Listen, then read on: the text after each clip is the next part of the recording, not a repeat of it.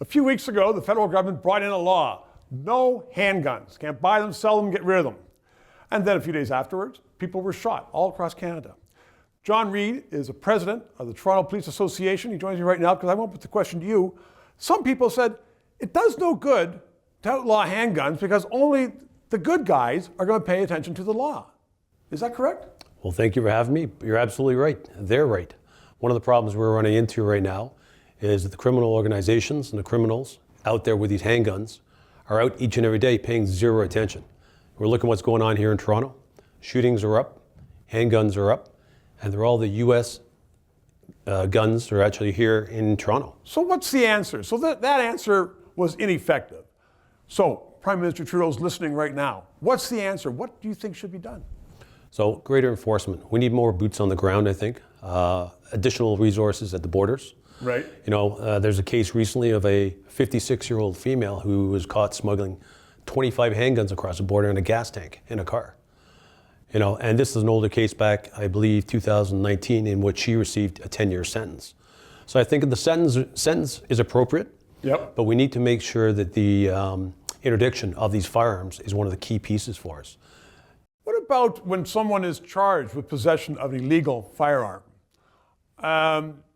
Many people are saying we can't have mandatory sentences, but should there be a more stringent enforcement of that? In other words, if you get caught once or twice, you're off to the slammer, or something effective.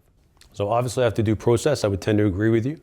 I think there was a recent piece put out where we actually have 1,100 people on gun bails here in Toronto and in Durham, which is an astounding number. I'm gobsmacked, 1,100. 1,100 right now.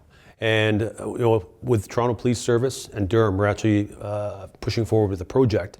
And the purpose of this project, actually, it's data-based for the officers in particular areas to be able to identify where these individuals are, where they reside, so they can have closer monitoring of these individuals as far as their bail conditions.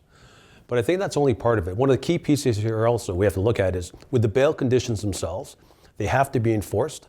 Yeah. And if they are brought before the courts again, they shouldn't be released. Anybody so it's a justice issue.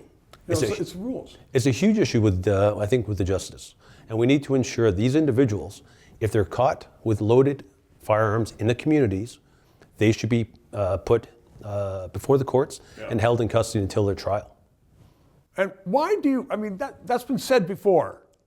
Why do you not think that's being used in place? That's a question for the federal government, I think.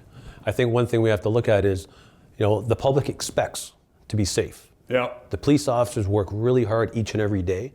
They put all the time and effort into arresting these individuals, putting them before the courts. For them only to be released, the catch and release has to stop. That's it. Jon Reid, thank you very much. 3 minutes. Catch and release stopped. Pierre Poilievre is a game changer. Our politics are changing.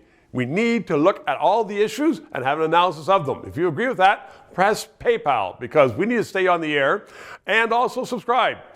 Help us stay on the air. Chief producer, he's going to be a father soon. We need the dough.